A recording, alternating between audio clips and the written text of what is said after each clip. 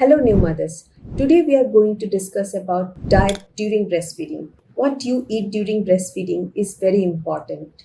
But before we dive in deep, please don't forget to subscribe my channel for more such empowering talk on breastfeeding, motherhood and baby care. So today we are going to discuss about diet during breastfeeding. आप जो खाना खाते हो breast feeding के समय वो बहुत important है क्योंकि वो आपकी बॉडी के रिकवरी के लिए प्लस आपकी थ्रू आउट द डे जो एनर्जी गिविंग होती है एंड ऑफ कोर्स आपके ब्रेस्ट मिल्क को बढ़ाने में बहुत ज़्यादा हेल्प करती है। सो अगर आप इससे कॉम्प्रोमाइज़ करते हैं या सही तरीके से डाइट आपकी फॉलो नहीं होती है in a balanced way, it affects you, it affects your body and it affects your breast milk and finally it affects your baby. So diet has a important role जो कि आपको और आपके बच्चे को हेल्दी रखता है। So let's see how new mother should start her day. On waking up, most of us has habit of taking tea or coffee. So I'll suggest that when you are a breastfeeding mother, you have to stop that. So you can start your day with some soaked almonds, walnuts, dates, warm water, and you can take milk if you wish. Otherwise, it's okay. After this, you can also take during this time ajwain water or jeera water for digestion. For breakfast, you can have many options like paratha, methi paratha, palak paratha, any other stuffed paratha or plain paratha with sabji, curd, homemade pickles. Of course, upma, dalia, you can have poha with some थोड़ा सा बादाम and walnut and ये सब डाल के आप अपने लिए एक हेल्दी मील बना सकते हैं। And don't forget to put on some healthy oil like groundnut oil, सरसों का तेल जो कि ऑर्गेनिकली बना हुआ है, not the store bought. So if you can get some cold pressed oils, and of course ghee is one of the very good source of oil. So don't compromise on the oil when you are breastfeeding, because ये जो oil होती है उससे बहुत ज़्यादा आपको omega and fatty acids मिलती हैं and it's very good for you and as well as for your baby through breast milk. So this is regarding when you wake up and for breakfast. So breakfast and lunch के बीच में you will feel hungry because you are breastfeeding. So you can take any seasonal fruit. So fruits के बारे में मैं एक बात बताना चाहती हूँ कि आपको कोई भी एक्सोटिक फ्रूट लेने की ज़रूरत नहीं है। जो भी आपके मार्केट में हाइपर लोकल फ्रूट्स हैं जो फ्रेश मिल रहे हैं, that is very good and you should take milk along with haldi और सम आलमंड्स के साथ आप ले सकते हैं। एंड उसके साथ ही if you are very hungry you can have some dry fruit laddoo और some seeds. For lunch you have many options like according to the region you are residing.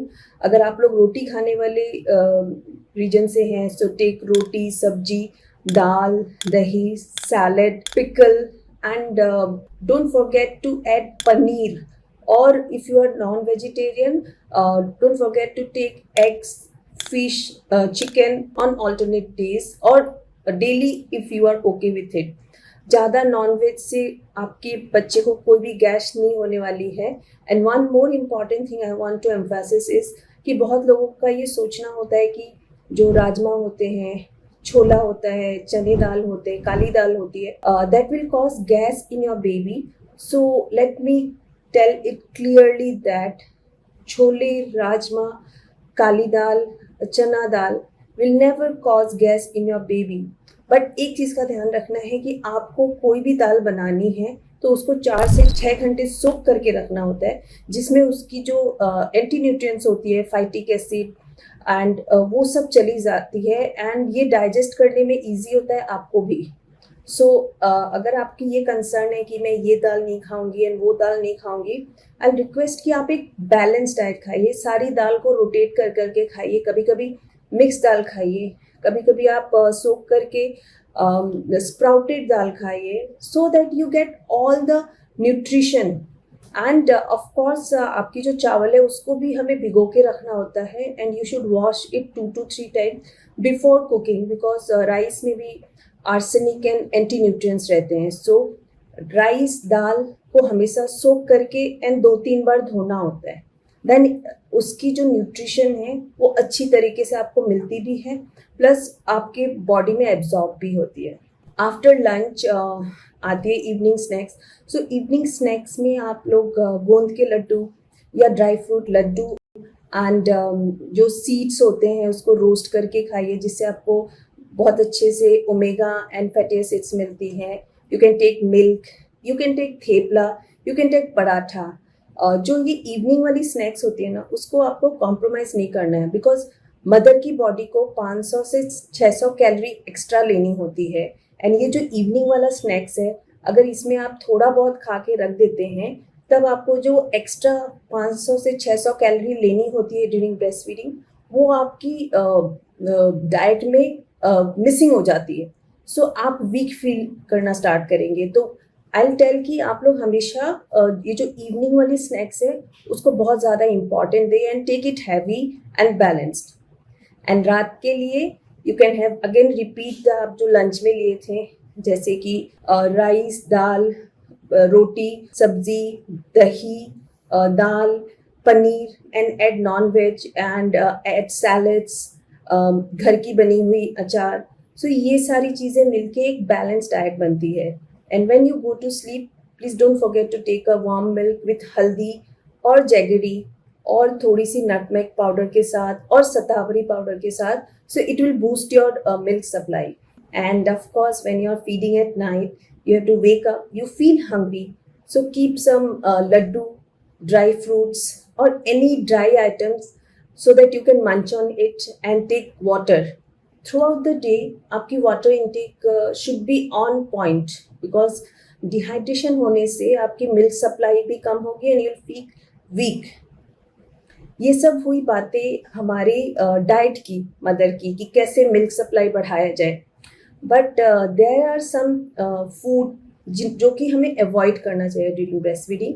That is excessive coffee, tea, excessive oily खाना, बहुत ज़्यादा मिर्ची वाला खाना, and ये junk foods like cold drinks, sodas, burger, pizza.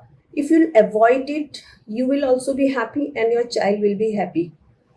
But there are something which will increase your milk supply without food also. Food is very important. The next important thing I am going to tell you, please make it a note, कि ये अच्छे खाने के साथ ये वाली practice आप करेंगे तो आपकी मिल्क सप्लाई और बढ़ जाएगी। सो क्या है वो सारी चीज़ें?